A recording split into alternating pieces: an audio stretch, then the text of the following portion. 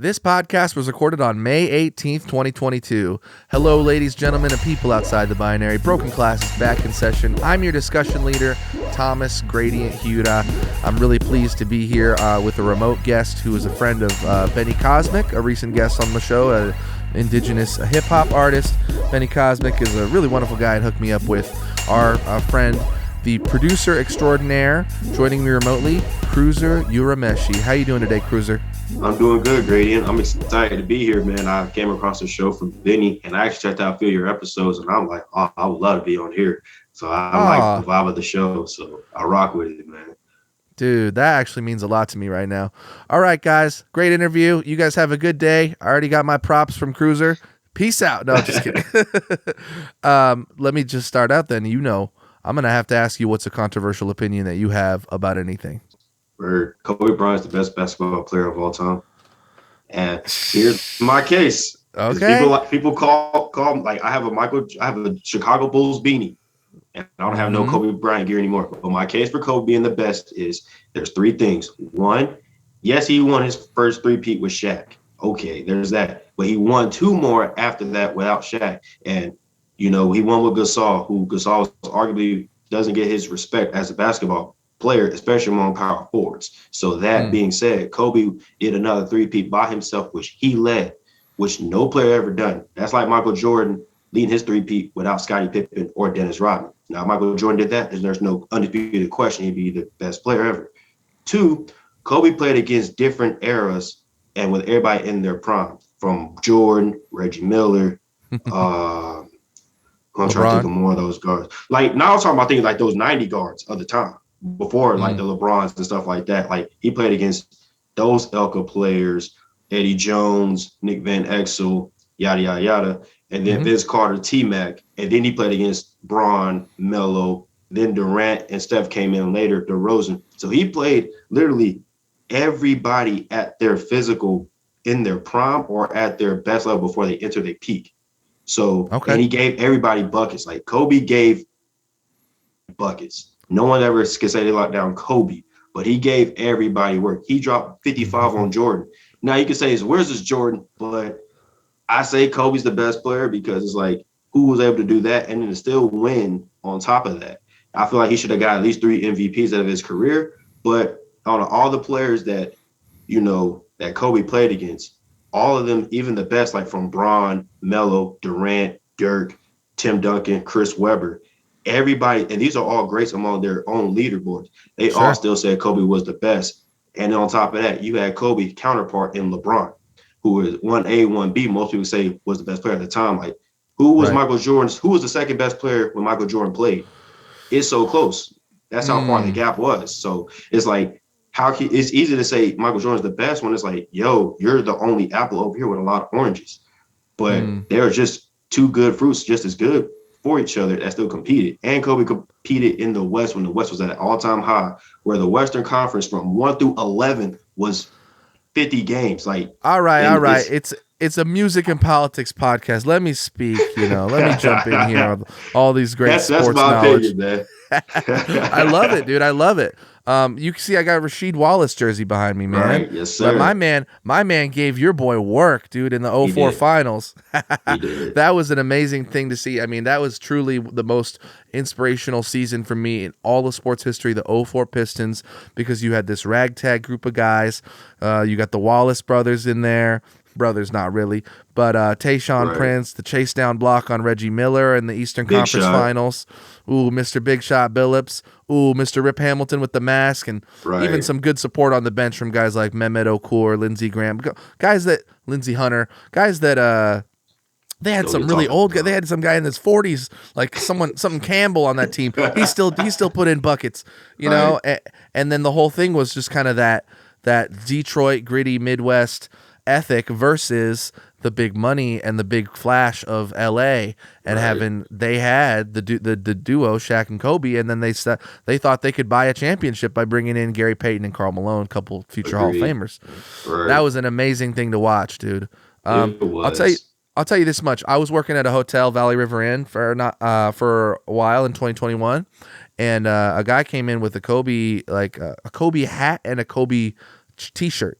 And I said, man, that's awesome. So you think Kobe's the GOAT, huh? Or something like that. I said, so Kobe must be the GOAT, or is Kobe the GOAT? Something like that. Mm-hmm. And he goes, man, Kobe ain't the GOAT. And I said, oh, I'm sorry. Is it LeBron, or you think it must be LeBron or something? And he was like, I think LeBron came out your name way too quick, man. And I'm like, oh damn, oh damn. And I'm like, well then who is it? And he just looked at me like I'm a fucking idiot. And he said, Kareem Abdul-Jabbar. And that's who my dad always believed was the greatest, because that unstoppable skyhook, the longevity in the game, like it doesn't look like anybody. I don't know. I don't follow pro sports that much these days, but it doesn't seem like people are going to get that close to his scoring title. I mean, the amount of total points. LeBron, Oh, really? he could break it next season. Like, oh, okay, yeah, okay. he's like under 2,000 points away, so he's breaking it next season. Well, that makes sense. He's already on his third season with a bald spot. Like that dude is getting old too. Yeah. Anyway, I think LeBron's gonna pass it, and then after that, I don't think no one else will. So fair enough. Yeah, it's crazy. I do enjoy watching Luka, man. Luka Doncic is like he's like scary. The way he just seems so effortless and can make shots and set up opportunities. So, right. But this is good, and we don't talk too much sports on the pod, so I really appreciate it. I actually reached out to a woman named Tara McGowan. She's the catcher of the Oregon softball team, University of Oregon. They've had a great last couple of weeks, and they're going into the postseason. But I DM'd her on IG, and that was kind of dumb because she had a little contact email in there. I should just email her instead. I don't think she's gonna fucking respond to my podcast invite on IG. You never know. It's a podcast invite, and you're in Eugene, so I don't see why not. Respect, man. Well, all right. So let's talk about your music. I don't even know. It's so easy to like go into the most cliche questions, but it's because it's cliche questions that are tried and true. So like, your journey into music. Tell me about how it got started and what you do. Well, I'm a music producer, newly YouTuber and a streamer now. And I got into music at like 13. So I used to live in Georgia. I was born in Columbus, but I moved around a whole lot as a kid. And then I grew up in Atlanta. And this is at the prime time where Atlanta is kind of like full force running the hip hop music game. So you got Gucci, Ludacris, Jermaine Dupri, Jeezy, T.I. Like, everybody's like Outkast. Everyone's all doing their thing. Killer Mike, like everybody's doing music. So it got to that point where even people who was in Atlanta, on the outskirts of Atlanta, it was just natural to want to do music. And my brothers and all, they used to rap. They were rapping in the garage. And then I used to like, and a lot of my friends, like, because I moved around a lot, I didn't really have a whole lot of friends like that. So I was like, dang, I gotta be around my brothers. I couldn't really go outside because there was no parks walking distance from me. And I'm like 13 years old. So I'm just around my brothers, and my brother's like, well, if you're gonna be around us, you gotta start rapping. And I was like, all right. So I started rapping a little bit, and I was holding my own too. Like I was writing my own bars and everything. And then I just stopped rapping because I didn't really like rapping like that. And then, but I always like was, you remember iPods? What? Like, iPods? Yeah. Yeah, of course, man. I still had my classic until 2017. Nice. So what I used to do is, this is what I knew I was going to get. I always gravitated. I've always liked beats more. So what I used to do was in middle school and up until most of high school, I used to take people's iPods and I used to put the best music on there for everybody. Basically doing what Spotify did. Right. So I used to hook my friends up with their iPods, bro. Mostly the girls that I was interested in. Like, if you could have a moment with a beautiful woman in high school and she's like, oh, I want Reliant K and Switchfoot and, put it on and Blink 182. I'm like, I got you. Because I was torrenting. You know what I mean? See, I wasn't even on that. Like the thing what made my music so work, I was finding like all the legal sites. So everything worked legit and nobody ever messed up anything. I think the worst thing I had to do, I had to jailbreak 2 iPods. And it was so crazy because like I was making money. So I knew, and I was basically doing what playlisting is now. And I was doing that to like the whole middle school, like to the whole county of middle school. And I was just putting instrumentals on beats, whatever request they wanted. They write me a list. I found the exact song, start to finish, no like weird edit anything. And then I was making money like that. And then I was like, man, I need to start getting into beats just because I started stumbling across like dope chill beats. And then my sophomore year, we take the PSATs. And I remember I was like, I don't want to go to school. And I just had FL Studio on my computer for some weird reason. Like I don't remember how it even got there. And then I started making beats. And I remember I skipped school for like 3 days. And it was like, and I literally, all I did was make beats the whole day, start to finish, brush my teeth, add a bowl of cereal on the side, making beats. And then I was going to Wow. skip like I really was about to skip like a whole week of school. But the fourth day, like the way Cobb County was at the time in high school, they called your parents. And like for some reason, I didn't think of it to go grab my mom's phone to check to delete the voicemail. And like she heard it and was like, "You've been missing school." I was like, "Yeah." And I told her, she was like, "What was your reason?" I'm like, "Well, I don't think my lowest grade is an 87." So Come on. I was like, "I'm fine." Come And on. that's how I started making beats off Damn, of dude. that. Yeah. When you talk about chill kind of I don't know if you said lo-fi, but chill dope beats. Yeah. Somehow I think of the artist Burial. Have you ever heard of Burial? I have He put not heard of okay. Burial. It's a British producer from like 2006, 2007. Put out a couple albums that were pretty influential. But dude, there's a lot that I want to jump off of on that. Like for you, like doing kind of that proto playlisting for people before that was a thing. It reminds me of something, and this is a jumping into a short story here. Again, when it comes to music and and women, like when I was in high school, there was a beautiful girl who transferred into our school. She was so charming and bright, and she was in my pre-calculus class. Her name was Shelby, and she was a cheerleader. And she was just stunning. She was just stunning, and she gave me time of day. You know, she was actually like really sweet to me, and so that really kind of led me on to be like, oh man, like could we be a thing? But I was mad awkward, man. Like autism spectrum, like just socially like mad Oh awkward. man. And so what I did was I wanted to make her a mix CD, and Nice. yeah, and it was super cool. And we were in this pre-calculus class that was very chill, had a great vibe to it.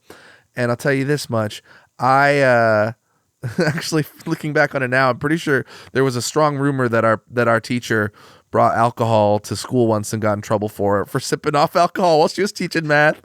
So I won't say her name, but so I didn't want to. I just thought it would be too forward. And this is so funny how my brain works to make this girl a mix CD, which is, of course I should have just done it. But I wanted to. So I thought I would make everyone in the class a mix CD, and then she would get it from me, and it wouldn't be this weird like I did all this just for you kind of thing. But at Uh the flip side of that is because I made everybody an individual mix CD that was different in that 25-person class, which nice. yeah, but it was also like people in that class who didn't know me and I didn't know them, and they were like, "Oh, okay." So it was a little bit unusual, but and I'll tell you where I'm wrapping up with this. It's really crazy. An amazing girl who was a year older than me. Her name's Lauren O'Shea. She just passed away. She was like what 29. I'm 28, Oh and man. so she didn't even reach her 30s. And she had R.I.P. I think something with the brain hemorrhaging. I'm getting it wrong, but she Oh collapsed man. at her new job, and she had to be in a coma for a while, and they took her off life Oh, support. She just yeah. passed, and I was looking back to see what photos I might have had with her, and we had one group photo from that class, and you could go on Facebook and go see friendship, and see all the interactions you've had with someone Yeah. publicly. And one of the only things that we had between her and me was her saying, "I love the mix CD you made me. Thank you so much." And this was like 2010, 2011. Dang. Yeah. So That's I that's wasn't thinking about tough. that at all, but the power of music, man, the power of music to create Facts, connections between people that man. you have to cherish later because music is going to outlive us. Facts, man. Ain't that the truth, man? Producing saved my life for real, bro. Like I ain't even gonna lie, man. Producing saved my life, and like it kept me out of trouble, like Yeah. real. So that's powerful, man. R.I.P. to Lauren. What's her last name? Lauren O'Shea. O'Shea. R.I.P. Yeah. Dang, Yeah. man, that's huge. And the other thing too, I don't want to sound too. I already feel like I've sounded too like not materialistic, but shallow. But she was a baddie, dude. She was fine as hell. She was, and that's part of Word. her legacy too. She worked it, man. She was a volleyball player, and truly rest in peace. I don't think anybody would feel it's disrespectful for me to say, Nah, among I all the don't. things that she was just a very, very beautiful woman. Nah, that ain't So bad at all, man. It's you just speaking real. So I wouldn't find it disrespectful. yeah, I wouldn't if I was a relative. It's like, hey, that's a compliment. At the end yeah. of the day. Yeah. Well, let me ask you, dude, about your name and your I would say your iconography, like the look about you, the headband. Tell me where that comes from. Man, it came from a lot of things, man. So like the cruise part is so funny because I think I might have told somebody this once, but like cruise is actually short for cruiser is actually short for crusader. And like when I came in with the cruiser moniker, my brother was like, "Yo, I'm gonna call you Cruz." And I was like, "All right." And I just added my own thing to it. It's like I've always been I always been the type of dude to beat to my own drum. So I was like, I'm Crusader. And like I grew up reading comic books like crazy, like Marvel, Nice. DC, Shonen manga, all that. Before it was Nice. cool. So I was reading Batman. I think it was like one of the 19, like, because Batman started in 39. I think I was reading at the time, like one of the 43 editions where where Two-Face came out and they called him the Cape Crusader, Batman the Cape Crusader. And it was spelled Cruisa ADER. And all I did was take the IS and just did a Z, so Crusader. So a lot of people, even like a lot of the older homies, they'd be like, hey, yo, Zader. And it was so funny because like people still call me that now. And then like fast forward sophomore, junior year, I don't know who still to this day, I don't know who was the first person to call me Cruiser because I never came up with that name by myself. I never said, hey, I'm Cruiser. Like I just heard a lot of people start calling me that. And I remember the one that stands out, one of the homies, it happened the same day. One of the homies like, what we gonna do, Captain Cruiser? And I was like, Captain Cruiser, that's actually sound nice. I'm like, I'm gonna remember that, write that one down. And then my track coach, look at you going on a cruiser. Look at you cruising and everything. And I was like, nah, that ain't me. One of my teammates, dude name was Kenzie. He was super funny. And Mm. like I was a sophomore. And I kind of like established myself as one of the fastest people in school at track. It was like, I guess these girls like kind of like me and everything. And my context, I used to have dreads. I had dreads for 12 years. So Mm. Kenzie was like, man, you Damn, got all that's the dope. girls looking. Yeah, he's like, thank you, man. He's like, you got all the girls looking at you with your dreads, your light skin with your green eyes, da da da. So you Yeah. got you a fangirl. He was like, you got the fangirl over there. Look at the Cruiser Club. I'm like, what's the Cruiser Club? He was like, that's a fan of Cruiser. And I was like, dog, that actually hard. So like, as we're running Yeah. doing pyramids, I'm like, I'm thinking that the whole time in practice, like, fan of Cruiser, bro, that's hard. I'm a fan of me, so I'll start going by Cruiser. And then I started my infamous producer tag, Cruzer, Cruzer, Cruzer. Like, that's me saying my tag. I recorded it and I just did a lot of editing, and that's me. And then Nice. the Urameshi tag, the Urameshi part of it, I actually got that while living in Oregon. I think it was like I had just moved to Oregon. I had just got my own spot at the time. I was living at Doug's Village and What city is that in? Eugene. Cool. I don't know I was Ducks living in, Village. it's like right by Austin. Oh, word. Oh, Yeah. Ducks Village. I thought you said Yeah. Doug, like DOUG. Nah, I was right there. I I was had like, just that sounds like moved. some little coastal shit. I had just moved to Eugene, and then I was watching. And I'm big on anime. Something told me to rewatch Yu Yu Hakusho because now I'm a little bit older, and I watched it. And I watched Yu Yu Hakusho like from start to finish, and then like from last episode to first episode. I did that in the span of like 10 days. And I remember I had like a sticky note, and I just wrote Urameshi. I'm like, that sounds hard. So I wrote Cruzer Urameshi, and I put it on my fridge. Roommates was like, huh, that's hard. And then I think I Yeah. said it around somebody, and it was like, and I was like, Cruzer Urameshi. And I'm like, we might got something with this. And I think I sent the text message to like 4 people, and it was like, bro, that's hard. And I just started running with it ever since. So yeah, so I that's think how it's the whole Cruzer totally, Urameshi. not to diminish your previous accomplishments, but I think it's totally a name that could become very, very big. It's got that potential to catch people's ears, as well as your Appreciate it. musical craft and your ability. Um, I Thank want you, to bro. ask you Appreciate it. because I haven't had a lot of producers on. I think that you are only Yeah, my second who is a producer, non-rapper. I probably have had some people who, yeah, Just Joey is my friend. He's a producer, but he's rapping. So you're really in the producing lane. mhm. And I would ask you, do you feel as a producer in general sufficiently credited and compensated for your work? Because it can be an interesting road. Because I know you do instrumental music, but you also do stuff that people rap on and sing on. Oh, that's a great question. I mean, I got placements with some artists, and it's unique having like songs with big name artists on your tracks because it's depending on the situations that they're signed or not, that you're really dealing with a lot of bullshit because Yeah. it's more give or take on where you're at. And at the time where I was at, I had a name, but it wasn't to where it is now, to where like off of my own vert, I got like maybe 2.4 million of reach on all my social medias as of right now. I believe it. I mean, So you have almost four right at this moment. I'm sure you probably had more, but you have about 4,000 monthly listeners on Spotify, which might sound big, might sound small. To me, that sounds big. I feel like I reach people and I never get more than like 300, 400, 500 monthly listeners. man, So, dude, that what's crazy is that's like me doing everything down. Like prior to last year, I was yeah. at like for like 6 months straight, I was at like 20,000, like just pushing Word. everything. But now I'm just doing everything without pushing money. As far as that's your question though, like I feel like a lot of producers aren't compensated well because well, especially with dealing with like bigger artists, because they'll try to hit you with the whole, oh, I got exposure and I got a name. And Yeah. to a benefit, if you know how to work it, you can use that to your favor and leverage. Now, that being said, where I'm at in my career now, I have to work with someone of the A tier, upper B, maybe B tier. You know, I like they'll probably like shape my life.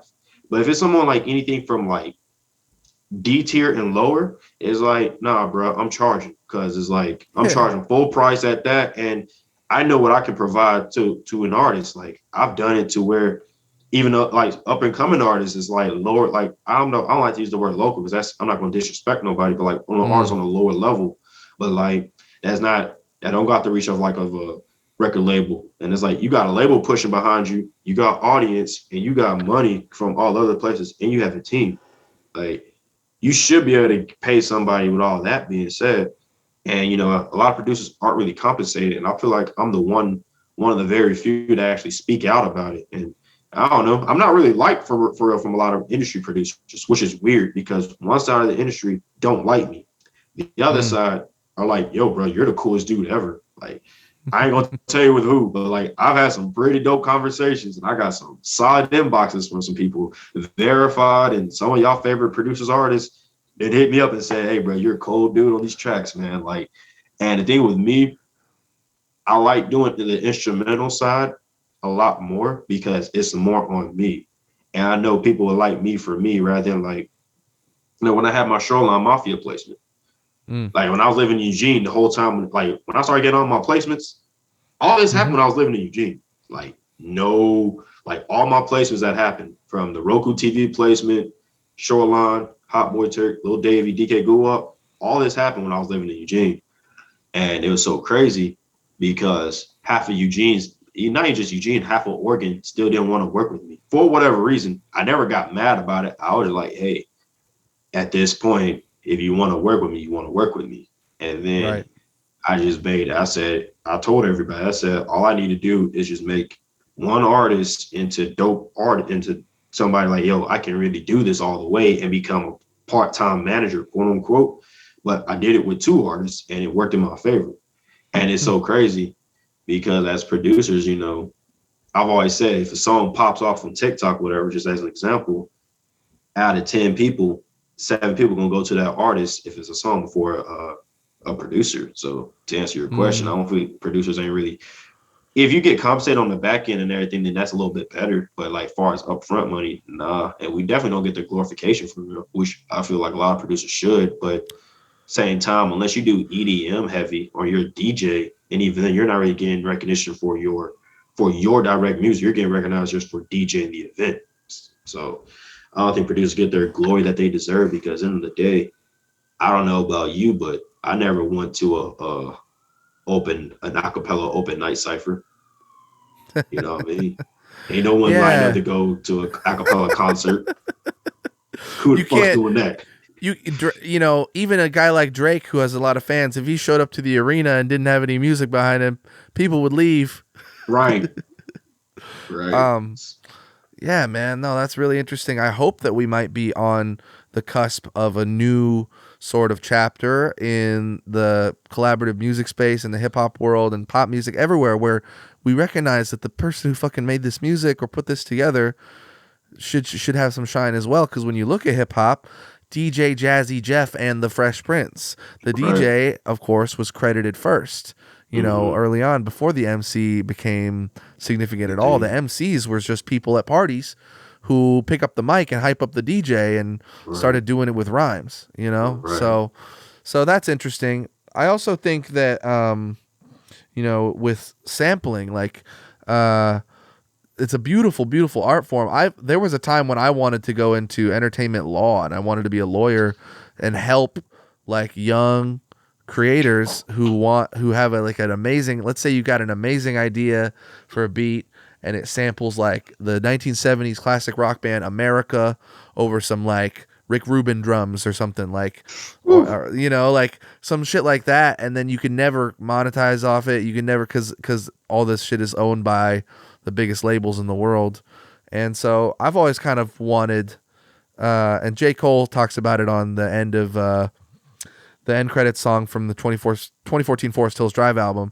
He's like, I'm gonna pay you, but if you put the shit out in the world, I should be able to use the shit however the fuck I want and make my own shit. You was inspired by the world, let the world be inspired by your shit. So I've always had a very liberal mentality when thinking like, dude, let these kids use the shit. You know, and then of course the flip side of it is, well, the people that own it are already they don't get compensated enough as much as they should in many cases, you know. And so is it theft? Is it borrowing? Is it tribute, inspiration, all that shit? It's a lot. Like sampling It's is case such by unique case. to me, man. It is, and like I don't even sample. Like it's so crazy because like I don't I hear a lot of them do. in your stuff. I can't. The thing is, like I know how to sample, and a lot of my best songs have been sampled. Like, which is ironic. Like, it's on YouTube.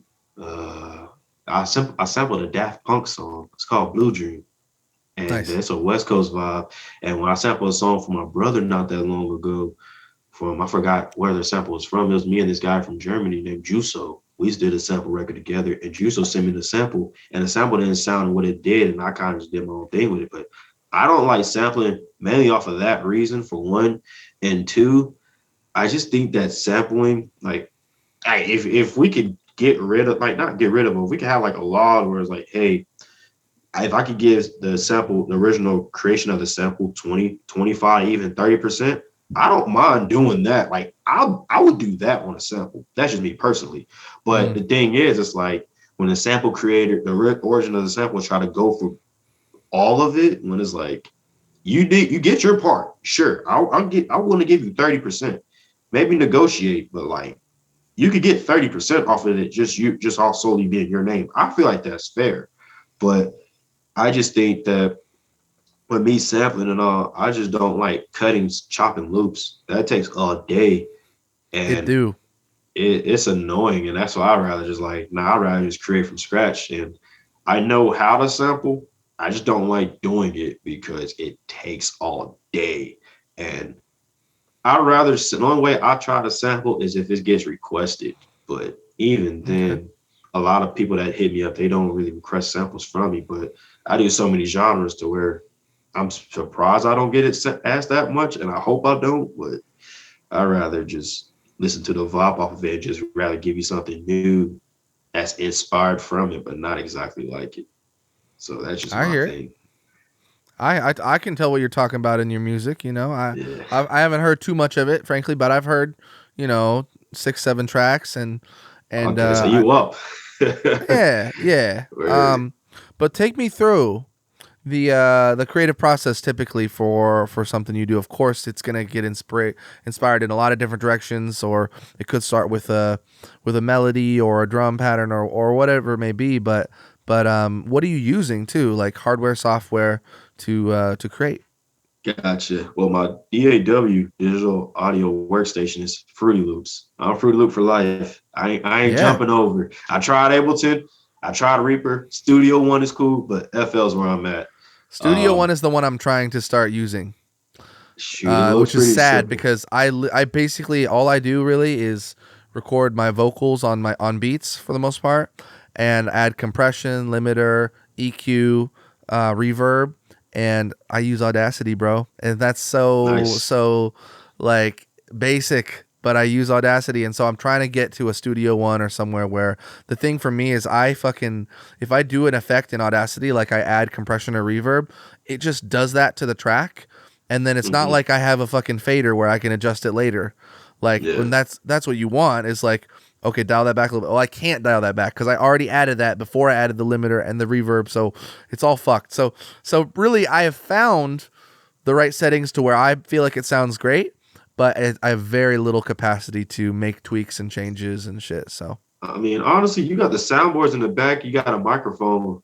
You straight hmm for real. All if you just know how to find your EQ level, right, you good for real. Like that's right, it's just finding out that level mixing and stuff like that. But far as like my creative process go, like I don't know, like I've never had beat block ever in my life. And it's nice, crazy. Like I don't like it trips me out when people do like, bro, I made a beat in like 5 or 6 months. And it's like, you okay? Like, like and the way I look at beat block is like if I sit on a computer, if I can't finish a beat, if I like beat block to me is like I don't make a beat in like 2, 3 weeks. That's block, like you know what I mean? sure, But like I don't know, I never had beat block, man. And I'm always inspired just because like I just love making beats originally. So my creative process when I want to create something, like I can literally just walk outside, drink a glass of water, and be like, oh, I got a beat in my mind, and like just go. Like I create beats on just but like Benny been around it. Benny seen me do this 100 times. Like I could just be having conversations and just be making beats with people.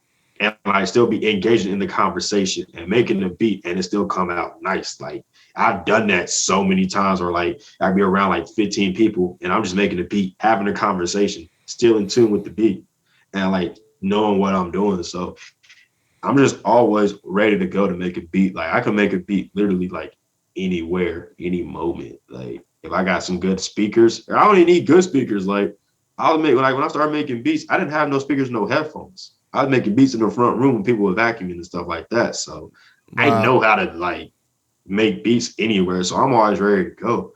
So I don't really awesome. have no like, habits and stuff like that. It's just kind of like I got something in mind, cool. And like I don't know. I just always listen to a whole lot of vast of music too, to where I'm not limited to like one thing. And I don't know. When I tell people I could make like if I really wanted to, I don't do it as much now. Like I used to make like 25 beats a day for like 2 months straight.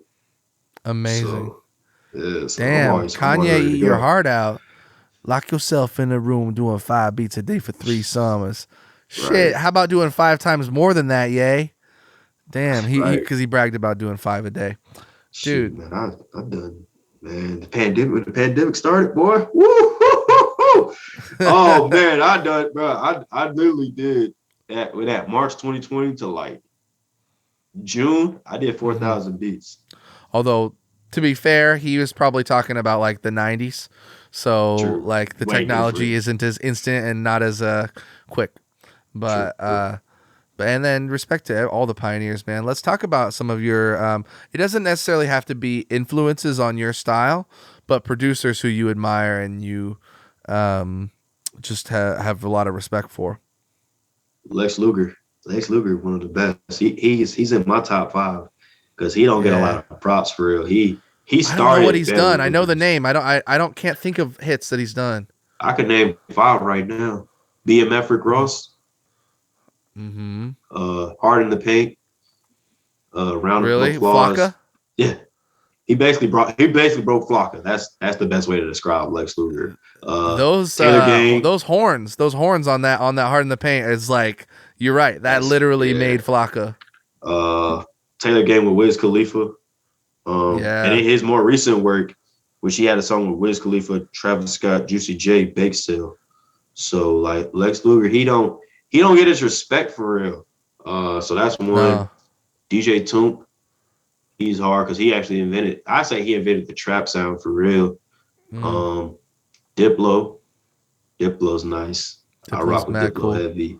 I'm trying to think.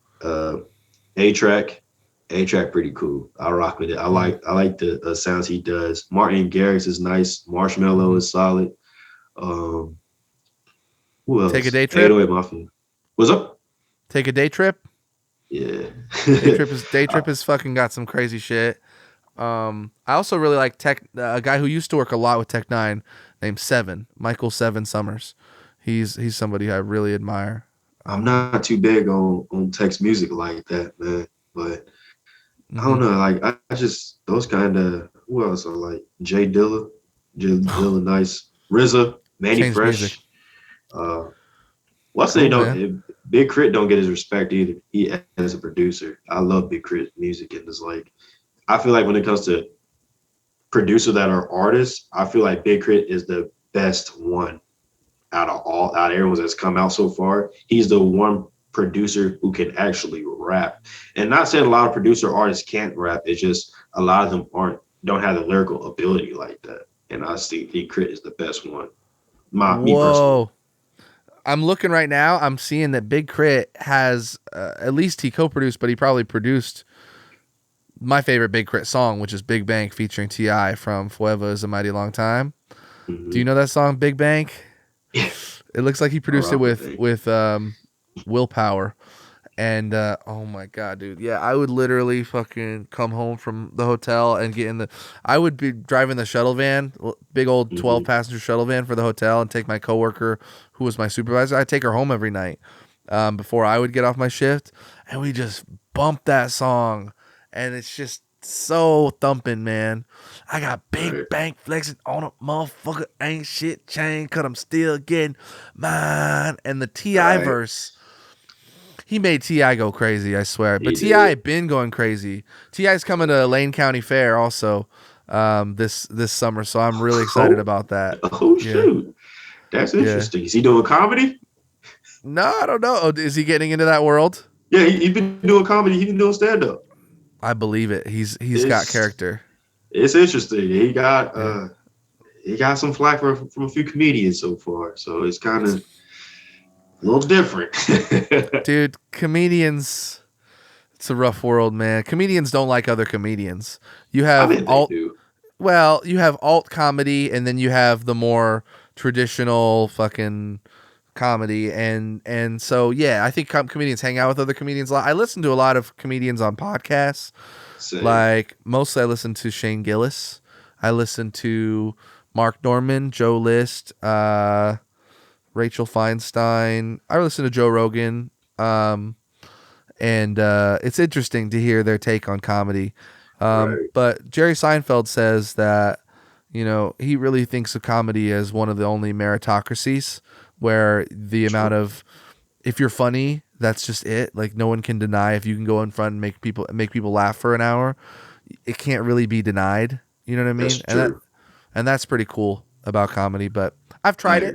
I tried it once or twice, and still obviously have that dream, of how fun it would be to make people laugh like that. But I find my own ways to make people laugh, man. I actually think that before TikTok got really big, I always imagined that if I was actually going to become, the household name, that I think most creators want to become, like the really successful, it would probably be not as a serious Kendrick Cole, Eminem hip hop artist, but more as a musical parody kind of person. Cause I come up with funny shit. Like I come up with dumb, like unapologetically dumb. Like when I was on tour twice rapping, and I would just fucking, we had this song Determination by Sammy Warmhands and Ogar Burrell. And he goes, definition of determination. You could see it in my face when I'm pacing the stage. And me and my friend Skeptic are fucking just potty mouths. And I would say, definition of a spermination. You could see it on your face when I'm glazing your waist. Whoa! Shit. I did not see that going there. Yeah, exactly. So, you know, you asked me before, you're like, funny. Can we cuss on your podcast, Thomas? Can we get inappropriate? You know, this is one of the most no holds barred episodes. I dig it. I fuck with it. But the funny thing is, and then with TikTok blowing up, I don't know, maybe I'm shy or something. I've got like fucking 6 videos on there. But I do see friends of mine who are getting 15K followers in like a couple of weeks just from putting out 2, 3, 4 videos a day. Yeah, so. Shoot. I just got on the TikTok train myself, man, and I'm at almost like 2,000 followers, but I just started taking more seriously like in January, because like I started posting it maybe towards like around like Thanksgiving, but that's when I created my first I think I created my TikTok around Thanksgiving, and I started taking it serious in January, and one of my songs been starting to catch traction on TikTok. Synthwave? Yeah. Hey, he did homework. Yes. People don't be doing their homework, man. It's not that hard, man. I go to your Spotify, scroll to the bottom, you got a little bio there. Just hey, Grady read the bio. Yes, bro. Salute to Grady. He read the bio, man. Dog, people don't be reading. Oh shit. That's I appreciate hilarious. That, dog. But, well, another thing. Oh, yeah. Okay, let's talk about that though. The synthwave and TikTok. I don't even know what I did on that one, bro. Like, I didn't do anything. People ask me, like, what'd you do? It's never the fucking. Again, I got to shout out my friend Sammy, who I toured with. He has a song called "Crisis of Conscience," and it's got a fat beat, but it's pretty much just about images of women in society being hypersexualized and objectified, and how he feels shame for buying into it because intellectually he knows that, you know, this is cheap and seedy and one-dimensional in his opinion, but from a biological or just like human standpoint, he's like, yeah, these images are very fucking compelling, and I am gonna buy into it, and I am gonna want to see all these images. And so it's this very like, it's a song basically about like, what are we doing as society? We're propping women up to be only sex objects.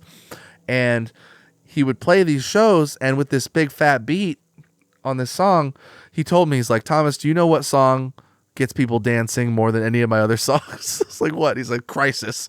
I'm like, oh my God. Girls are out there shaking their booty like they can't, like they're not hearing the lyrics. But I'm not here to diss anybody having a good time to any music. Right. So, yeah, man. Let me ask you about, with the amount of time we have left, like, KEPW, Eugene Peaceworks Radio. That's how I actually got to know Amia Nectar. And I saw that your music has something to do with the Black Triad. And I always knew. Yeah. So is that just a triad meaning 3 people? Is that Amia, Benny Cosmic, and you? Is that no? Mia ain't BT. It's like technically it's 7. Oh, okay. 7 of us. I started back in high school. It's me, Chuck, Benny, Lavish, Ray, Ace, and Ghost. Much love to them dudes. I don't know any of them. Nah, Lav actually used to live in Oregon too. And when we was hosting a radio show, it used to be me, Benny, and Lavish. And it was so crazy because like in the middle we just she just came around on some cool stuff. And was that Firewalker Radio or was that her show? I might be okay. No, that was us. That was us. Like, and it's so crazy how we came up with that show concept too. Because I kind of had like, we was just kind of like trying to just get our music out there, just be appearing on the radio stations for like interviews and just get our music on radio. Me and Benny at the time, and then he was like, "Hey, yo, I know somebody over here," and then we just ended up getting a radio show just like being ready. Because I remember I brought my laptop. Something told me to just bring my laptop on me. And then think Simone had a guest. Her guest didn't show up for story time, and she was like, "Dang, I need a guest or two, and I need a beat." I was like, "Hey, we can do it," and I got my laptop ready. And then I was like, "Do you need me to?" I asked her straight face. I was like, "Hey, you need me to create you a beat, or do you want to have a beat played? I can do either or in 10 minutes. Let me know the situation." And Benny was like, Wow. "He could probably make the beat in 5 if we're gonna be honest." I was like, "Chill, bro. I need time to open it up." And then yeah, we hosted a radio show, and KP was cool. I actually miss hosting the radio for real, man. To be honest, I Yeah. miss doing it. Where are you at nowadays, and when did you leave Eugene? I left Eugene in December. Yeah, December 2020. And I was like, yeah, I don't know. I started feel like I was kind of taking up all the water in a little pond. So I kind of just bounced. But I honestly, Yeah. I'll be everywhere, man. Like a lot of people don't Awesome. really know where I'm at because like I don't know, people ask me rumors. They're like, bro, we're here, you're in Arizona. I heard you're in Washington. And it's like, hey, man, I'm Batman. So if you see me, you'll see me. That's great, man. But How old are I just you? be traveling about 25. 25. What a great way to spend your mid 20s, man. It's just see what there is out there. Got to, man. It's like I've been traveling quite a bit this year already, and I'm still going to continue some traveling too. I was supposed to travel this month, but I was just like, after April and March and February, I kind of was like, yeah, I've been on the road for like the last, I think the whole April, I think I was only at home for like 10 days. And like Wow. March, I was only home for like 6. So I kind of just been pretty tired, man. So I'm just like, look, I want to Yeah. chill for like a month. And then June, I'll be on the road. July, I'm going to be on the road. August, going to be on the road. September, I don't want to be on the road. Maybe I might do in September. So I'm kind of just like, traveling Yeah. is fun, but it gets tiring after a while. So you got to have Yeah. time to kind of like recoup and like just get yourself right. Yeah. There's a lot of different ways to travel and implications on what that means, because sometimes Right, people travel because they have nothing left. They have right, nothing going on in their community, keeping them in their community. They might have no resources. They might be hitchhiking, whatever it might be. Or people are traveling because they have excess. They have right, plenty. They have the funds to book everywhere and get the travel going on. But with right. KEPW, I came to find out about them in 2020 or maybe even late 2019. And Mm-hmm. I just want to give a shout out because Eugene, Oregon is a small community, and we have 3 thriving public radio stations. We Right. have KLCC, KRVM, and KEPW. And KPW. yeah, Eugene Peaceworks, EPW. And what that tells me is that our community still has a lot of hippies who live in like their VW buses and whatever, and they still be listening to the radio. Like, and I love it. Right. I respect it. Like we Got keep to that alive. Keep that alive. keep it alive. Yeah. Shout out to CDs. KPW. Right. CDs were experienced an upswing in sales in 2021. CDs are actually on the way up a little bit right now, Right. They've which been is selling quite a amazing. bit. Like I think Yeah. I don't know that I can't remember the exact number, but it was like I think like a M, I think at last checked. And I was like, dang, they sound out like that. And I've had some people ask me that's like, yo, can I get a CD of SF64? And I was like, shoot, I didn't even make any, but I can Right. try. Right. So Yeah, I could try. Yeah, that's cool. Yeah, press up your own shit. That'd be dope. right. Even if you're just gonna take a Sharpie and like do some cool original design on the CD, that's tight. But Nah, nah. I I have 1,000 copies coming of my next full length. So I nice. paid for that off rip. Like I dropped like 1,200 on that through Atomic Disc in Salem. It's a local organ company. Oh, I like nice. what I've done with them before. So and they're all good quality replicated 6-panel trifold. So it's gonna be dope for Woo. the full length when I finish it, because yeah, the being able to put a physical product in people's hands feels really good. Oh man, it So does. And like I got this rule where I buy an album at least like once a year from an up and coming artist just to be able to mhm. like, hey, I rock with you, bro. Like, you know what I mean? Just to have them. And like I've been doing that ever since I turned 20 and I gotten 4. And Yeah, I got one this year, so I was pretty cool about it. And when I'm on one of the tracks too, so I was like, "Hey, I got the gear." He's like, "I'll throw the CD in there for you too, big bro." I was like, "Hey, that's love." So yeah, Awesome. I try to do it like that. Yeah. When you're making your music, what I think of as your music is having an overall spacey, otherworldly vibe to it. And I Yeah, wanted to ask you, this is kind of a weird philosophical question, but with that music, I feel as though I'm being taken to the future or to outer space. I feel like, do you feel like your music is mostly meant to help people escape the day to day life of mundane life, or is it more of a source of strength and reflection that they can take into that day to day life and engage with their problems? I say both. Yeah, I Like figured. I would say both for like different reasons though. Like I say to get the strength through the day-to-day life is like I've actually had a crazy story that I ain't never said publicly, man. So you get some exclusive juice. Hmm. This dude was in Brazil, and he found one of my projects, One Night's Rain, and he's told me himself. He said he listened to the tape for like he found me, and he said like before writing me. And I was so crazy because like I was just on because I had my notifications off on my phone. So like I just clicked on his message when he sent it to me. And he was like, dude, I've been going through a whole lot of stuff in my life. He was like a 17-year-old kid in Wow. Brazil. And he was like, dude, I got bullied. My girlfriend dumped me. And I was like, dang, bro. And he's like, he said he was on the verge of contemplating suicide. And he said, dude, I came across your music. And like I just listened to One Night's Rain, man. It kind of like calmed me down a lot. And I was like, dang, bro, that's insane. And I was like, I appreciate it, dude. Like, but I ain't mean to. And I was like, yo, if you want to video chat, we can. He was like, nah, man, it's fine. And dude was kind of like, nah, man, your music is inspiring, bro. So like, keep it going. Wow. And you just know people are listening to you. And I was like, dang, that's deep, bro. Like, and it was so crazy because I didn't even expect that. Because I just hit the dude up from a Reddit post, and just gave us some producer tips. And then like he inboxed me from Reddit, and he was like, "Yo, he just told me what was going on exactly like 2-3 months later." And I was like, "Whoa, this is crazy." Yeah. And then like the future part, uh, I'm influenced like video game soundtracks really have a key to my sounds and stuff like that. And Nice. you ever played you play Sonic and stuff, right? The Of old Sonic. course. Of So like I course. listen to like a lot of Sonic the Hedgehog music. Yeah, the And when old I one look where at it's all side scrollers. I love that. mm-hmm. Right. That I listen to that. What else? F-Zero. I played a lot of that.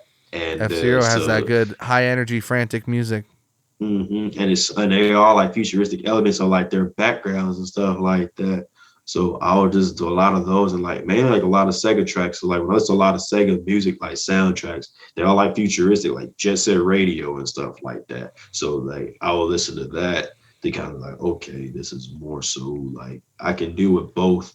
And then just the whole space and stuff too. And it's just like futuristic. So I rock with that. So that's a good way of wording it. I never really thought about it like that, but it's just like when I've done it, I've had a lot of people tell me, like when people hit me up, it's like, bro, like I can hear a lot of your music on like Sonic the Hedgehog, and I was like, Yeah. I rock with Sonic the Long Way, so that's huge. Or like, I don't know, I get more compliments up when people say I can hear your music in this game rather than to say, hey, I can hear an artist on this beat. Like that's just me personally. I'd rather take those compliments than like an actual artist. Not a knock on the artist, but like yeah, it's crazy, man. But yeah, I've had some pretty wild. I had some gnarly messages over the years from like the amount of people that have reached out to me on Mm-hmm. showing love like worldwide.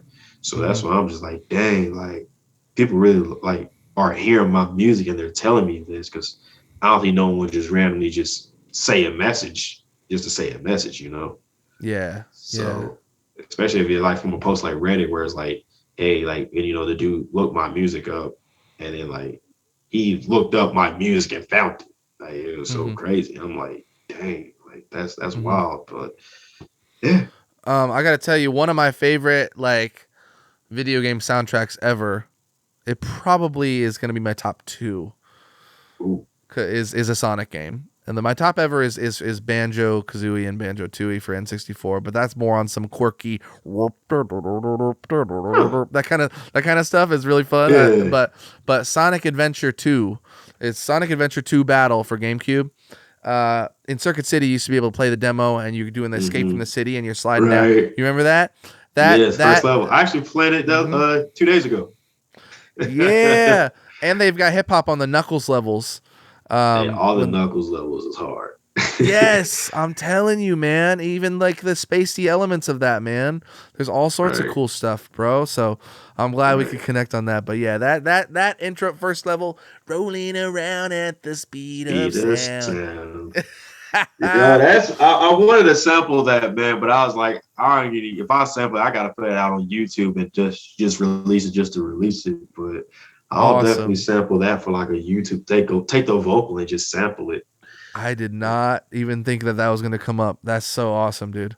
Right. Well, all right. Let me ask you one final question. Do you feel like there's anything that you wanted to put before my audience or talk about that you haven't had the chance to speak about Cruzer Urameshi? Honestly, Cruzer Urameshi probably one of the chillest producers ever. I don't know. I'm cool as hell, but I don't know. A lot of people say I'm cocky, but it's funny because it's like I've been consistent over my years, and I'm a self-taught music producer.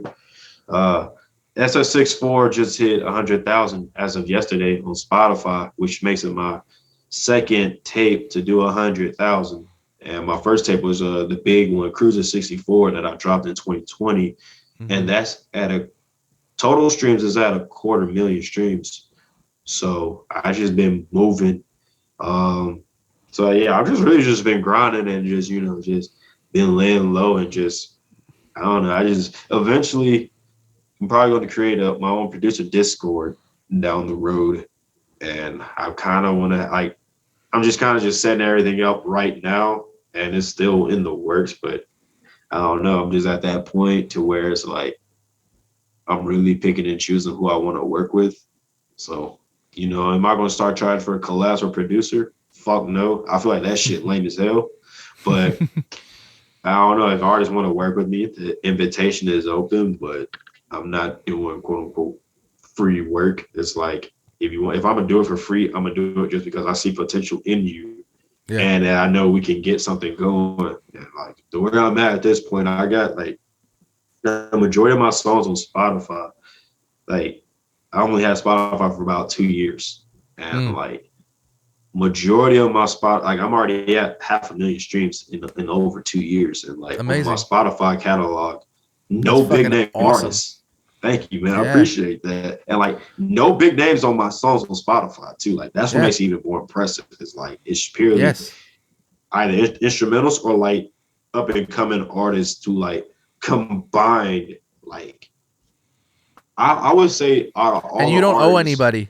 You don't owe anybody. Don't owe nobody. We just had election night in Oregon, and when these candidates get huge sums of money from corporate interests, then when they're office, they owe people favors, otherwise they're not going to get that money to get reelected again.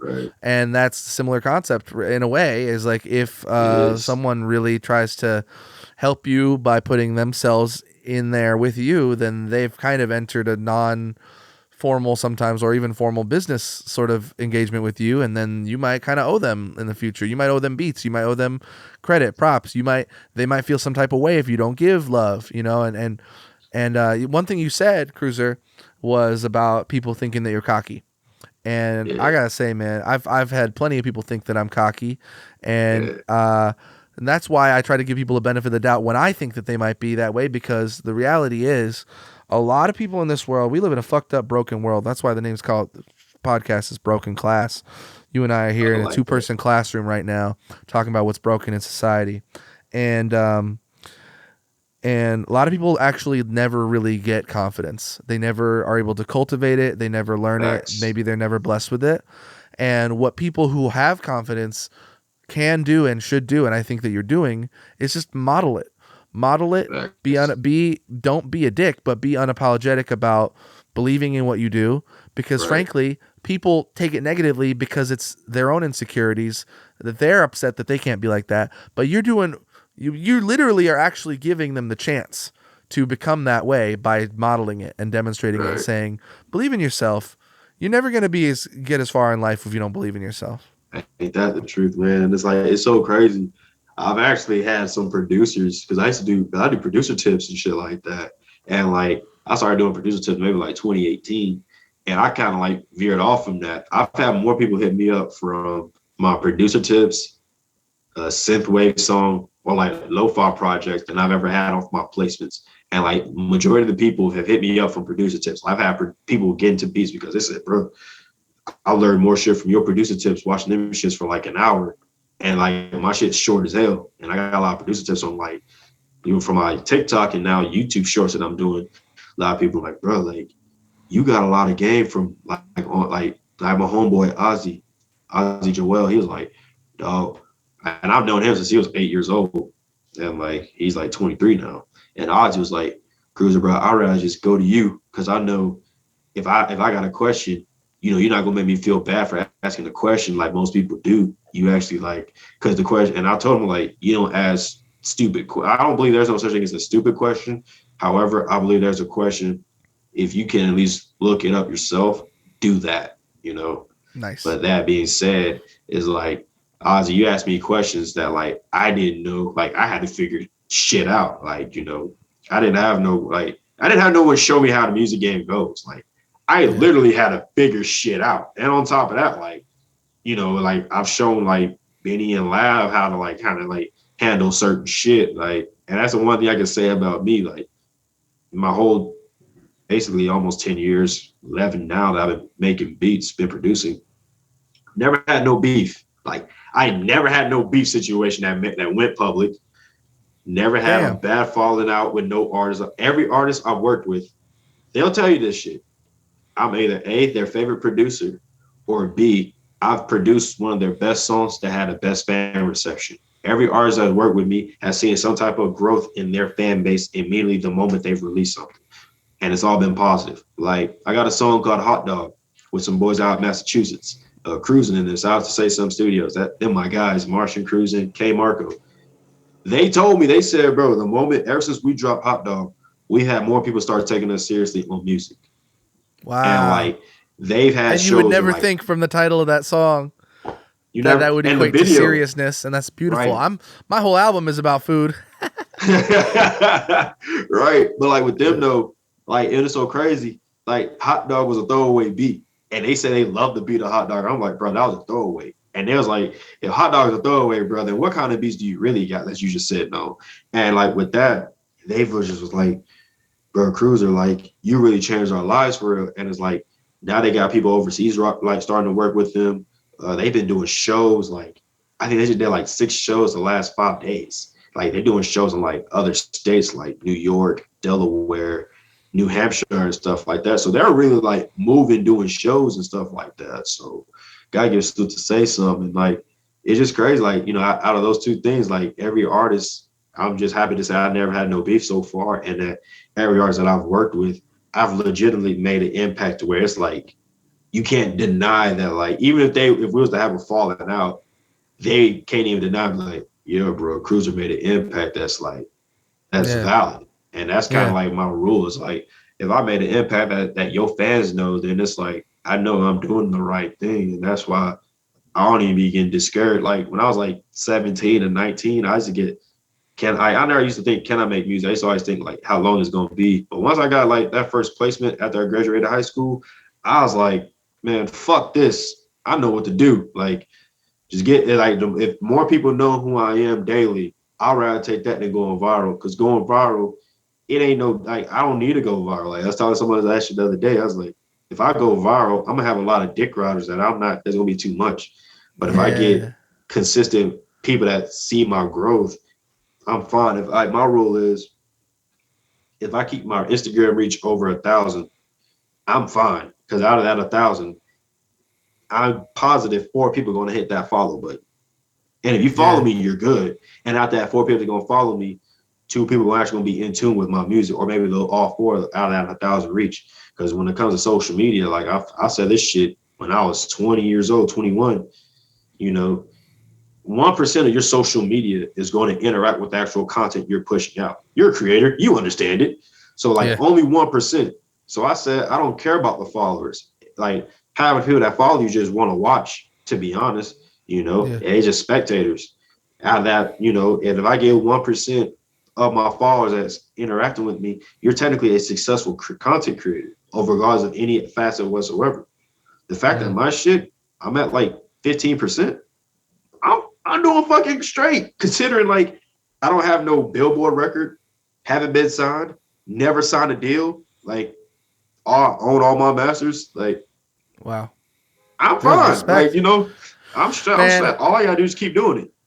I knew you would have stuff to say. I was like, what do you want to open up the floor to? I was like, I know he's gonna have more to say. But dude, I'm gonna ask you the final question, which is basically about how I want to ask you about what something is that you perceive is broken in society and a solution to fixing it. But before we get to that, just let people know like how they're gonna how can they get at you? How can they engage with what you do? You're gonna have a lot of first time listeners as well as a couple of our friends who know all about it. So I see that you're Cruzer 3X, Cruzer 3X on Instagram, and what else can people do to find you and support you? All this, as what Grady has said, Cruzer 3X on Instagram, Twitter, and TikTok, and I Twitch stream as well too. I stream every Sunday, and I usually try to stream Thursdays, but like I'm about to start getting more into like streaming different days for gaming out the week. So I'm kind of like sporadic like that right now, but I stream at least every Sunday at 5 p.m. Excuse me. And I try to always just do that. Try to stream at least once a week. And just whatever. Cool. We could talk anything, producing, beats, gaming, comics. I'm all in it. So sports, anime, all that shit. So hit me up, whatever. Spot all my music. I love how we started out with sports, It's gonna filter out a couple of people who don't give a shit, but that leaves it warmer and tighter for the people who stuck through it and who love talking NBA, because NBA is amazing. Hell yeah, man. All right, so what's something that you think is broken in society, and what's part of a solution for fixing it? It's broken, man. Shit, there's a lot, bro. I know. I know. What is broken society that can be fixed? I say communication, bro. Oof. And go off. I say communication is broken in society, strangely, ironically enough, due to social media, because social media has ruined like communication. Like I can't tell you how many people I've reached out to there's difference between like spamming and shit like that. I'm not considering that's bad communication too. But like you give someone compliments and stuff like that, or just compliment someone on their outfit or whatever, whether even is just showing love. People act like they too cool, and it's so weird because social media give people a fake sense of validity that's not even there. You know what I'm saying? And you got a lot of lame people that's underneath someone's comments, and it's like, yo, these people don't even really rock with you like that. They just see you as an object, and or you're being fetishized and stuff like that. And it's crazy with communication. The reason I say communication is broken is because I think the pandemic made more people so shelved off now, especially now with the mask mandates being lifted out versus the whole country. Yeah, I think more people are talking a lot less now than ever, because now everyone's still kind of like weird about stuff, and it's like, hey, you live your life, that's on you, bud. But I just feel like communication has got broken even more worse now, to where it used to be 100 pieces of glass, now it's 1,000. So that being said, I just think that like a lot of people got it, like at least me. I can't speak of nobody else, man, but I know with me, the way I do my communication is, man, I don't even like being on my phone for real. Like, only time I try to be on my phone at this point is to talk to my nephew or like a phone call or like FaceTime. And I'd rather just FaceTime so that way I can actually see you. Like, don't call me, bro. We gonna FaceTime. Like, let me see some body action on you, dog. Because like we got to see that.